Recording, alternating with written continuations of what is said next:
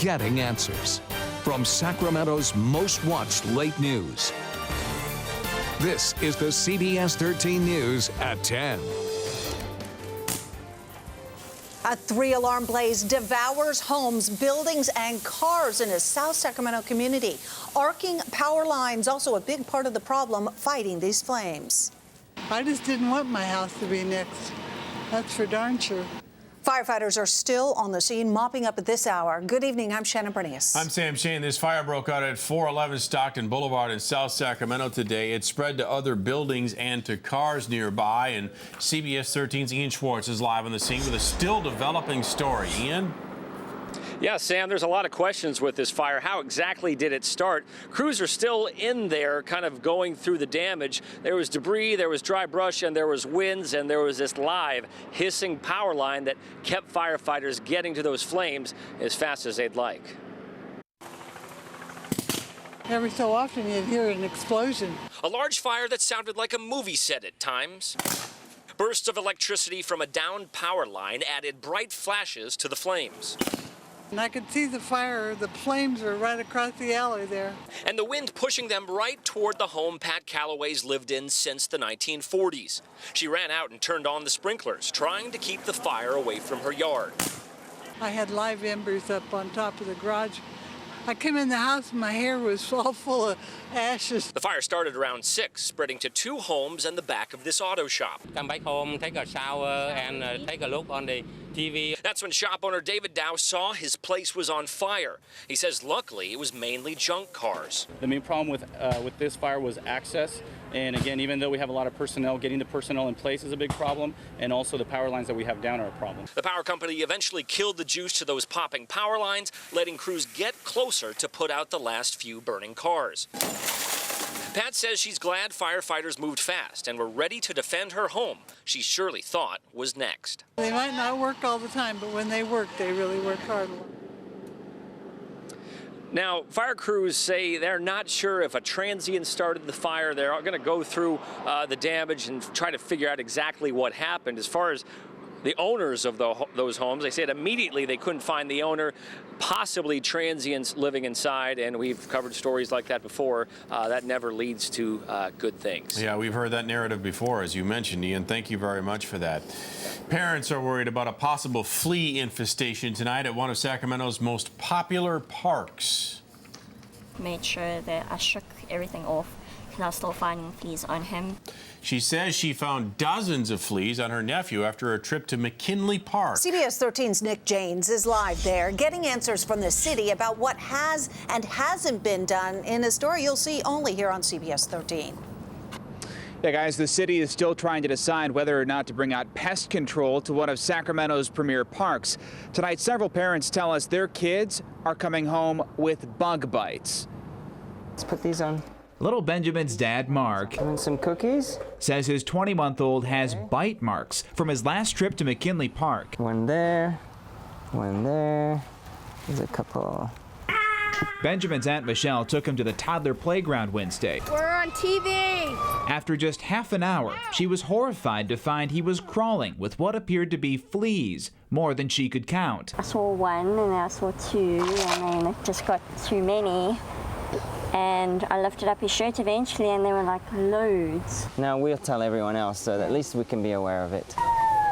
We got answers from Sacramento Parks and Rec about what is being done at such a popular place for kids. The city says it's unclear whether the bothersome bugs are fleas or something else. They looked into hiring a contractor to spray the playground, but say it hasn't happened yet. Animal Control removed several feral cats, also a potential source of the problem. And the next thing I know, we have bite marks all over. I was itching, actually. I'm still itching. We met this mom who says just a week ago her daughter was also covered in little bugs by the swings. So I started flicking them off and they started jumping.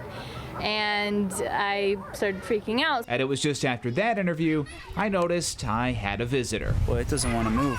Whether it was a flea or not, the bug left a small red bite mark, just like Benjamin's. That's just something that the city probably needs to take care of, you know, because a lot of kids go there. And as you saw in the video, that playground was packed today. We didn't hear too many people complaining about the bites. And as we said off the top, the city is still trying to figure out if they're going to send somebody out here to spray this playground down. That is not well, fun. and you go home and clean up. I don't want you to get fleas. Or bring them in here. Right, exactly. Okay, thanks, Nick. Exactly. Yeah. New tonight, there's a man in Turlock facing serious charges after police say he drugged and raped a co-worker. Officers arrested Pedro Ramirez today. They say the incident happened back in April when he and the victim were working at a Carl's Jr. along Colony Road in Ripon. Investigators had a difficult time finding the man because they say he used a fake name to get the job. New fallout tonight after the feds shut down 2 alleged sex websites based in Northern California. On Wednesday, the government shut down myredbook.com and sfredbook.com for allegedly promoting human trafficking and child prostitution. Members from the U.S. Prostitutes Collective, which represents female sex workers, fear that the decision will force prostitutes back out onto the streets. Redbook, is a way that people found a way to work more safely. So, shutting it down is only going to push people into more dangerous conditions. The FBI rescued 6 Bay Area children advertised on the websites. A bizarre twist today in the case of a missing boy in Detroit. He'd been missing for about 2 weeks, and today his father learned that he had been found on live cable television. Let's go to Christina with more on what is a crazy story. Yeah, bizarre to say the very least here. And first of all, we want to show you the father's reaction as Nancy Grace told him his son was found alive in his own basement. Charlie, we're getting reports that your son has been found in your basement.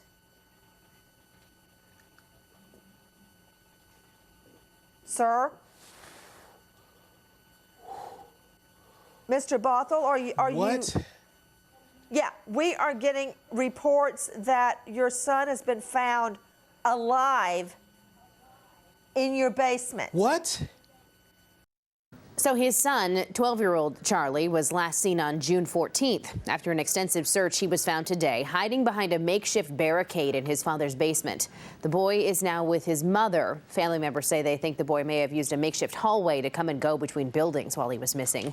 Authorities say they're not ruling out the possibility of child abuse, but they will not say if there's any physical evidence of the abuse. It's been 1 month since a young man went on a killing rampage at the University of California, Santa Barbara. And now for the first time, we're hearing from the parents of 2 of the victims, George Chen and David Wang. Those 4 parents say they brought their sons to America for a better life, and now they never want this to happen again. It could happen to your own children. So maybe it's too late for our children, but it is not too late for other Americans. To stop the killing, to stop the anger, to stop the hatred.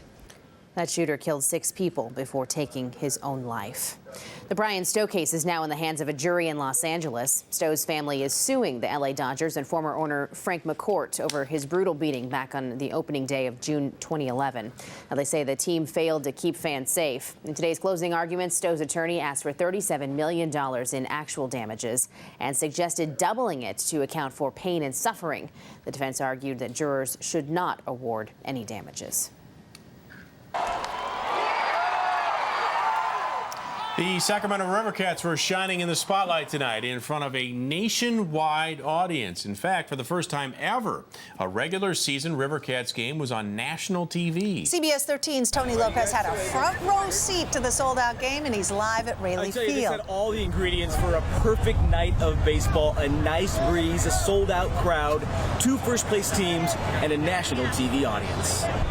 It was lights, camera, action.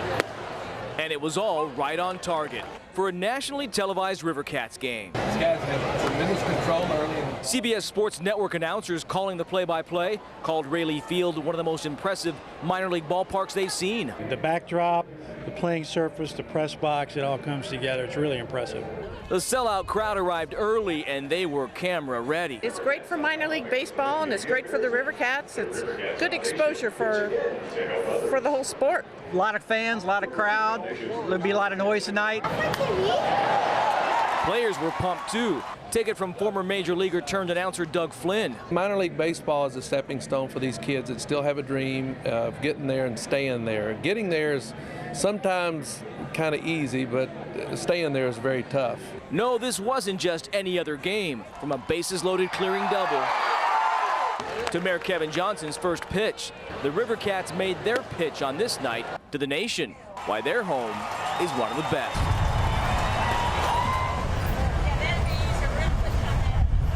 And the lights are still on here at Rayleigh Field because the game's still going on. They were up 5-4, guys, with 2 outs in the 9th. Line drive to left field. Left fielder goes over to the fence. It goes off his glove and over the fence for a home run. It's 5-5 extra innings, but Sacramento winners tonight. A lot of categories. Wow. A lot of excitement there at Rayleigh Field. Okay, Tony, thanks. Meanwhile, soccer fever continuing on the pitch tonight for Sacramento Republic FC fans. A sold-out crowd at Bonnie Field to check out their match against Arizona United SC. Republic strikes first with a header from Emra Clementa off of a Rodrigo Lopez corner kick in the 13th minute.